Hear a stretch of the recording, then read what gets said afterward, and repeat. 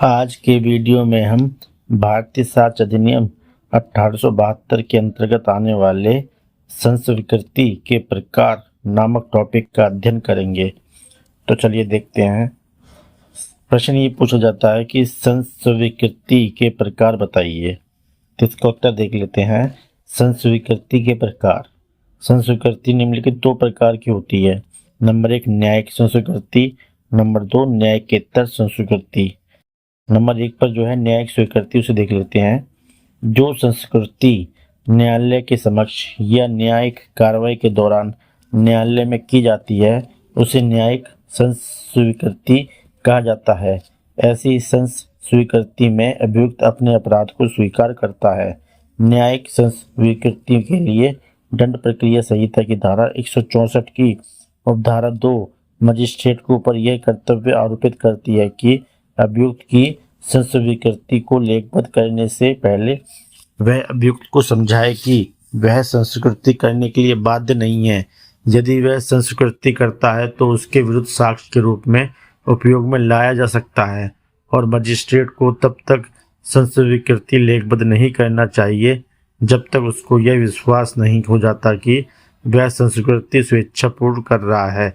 भारतीय साक्ष्य अधिनियम की धारा 80 ऐसी लेखबद्ध की गई संस्वीकृति के बारे में अवधारणा कर लेती है। वह संस्वीकृति विधि अनुसार की गई है। नंबर 2 पे आता है न्यायिकेतर संस्वीकृति। जो संस्वीकृति न्यायालय के बाहर की जाती है उसे न्यायिक संस्वीकृति कहा जाता है। ऐसी संस्वीकृति मजिस्ट्रेट के समक्ष नहीं की जाती है। न्यायिकेतर संस्कृति का स्वैच्छिक होना आवश्यक है। न्यायिकेतर संस्कृति कोई कमजोर साक्ष्य नहीं है। न्यायिकेतर संस्कृति के आधार पर अभियुक्त को दंडित किया जा सकता है। इसमें एक बात आए थे प्यारे सिंह बनाम स्टेट ऑफ पंजाब।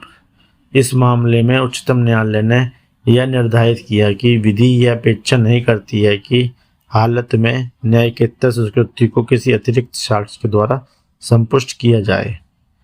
एक अगला वाद आया था M.K. एंटनी बनाम स्टेट ऑफ उत्तर प्रदेश।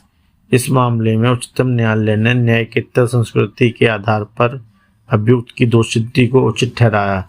इस मामले में अभियुक्त ने अपनी पत्नी तथा दोनों बच्चों की हत्या करने के बाद अपने गहरे दोष से अपराध को स्वीकार किया था।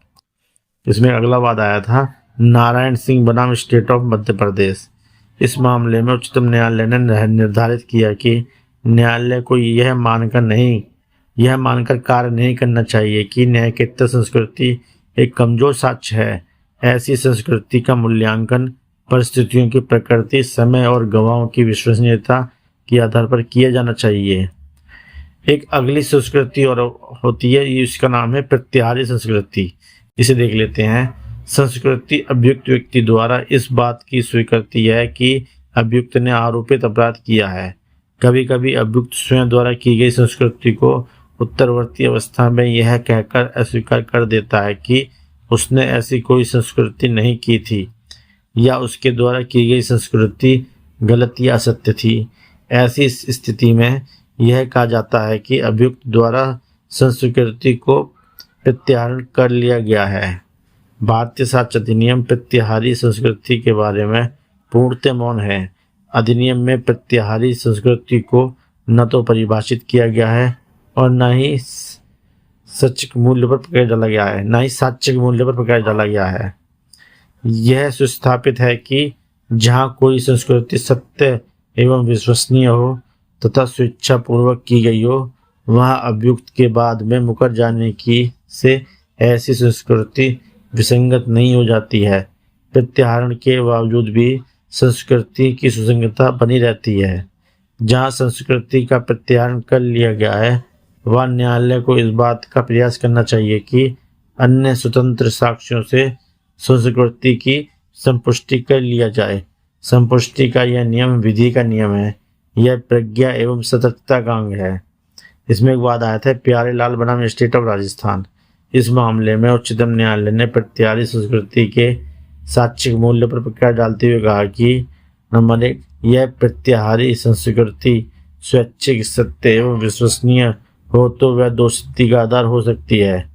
एक अगला पॉइंट है स्वतंत्र साक्ष्य से संपुष्टि के बिना सामान्यतः अभियुक्त को दोषित नहीं करना चाहिए।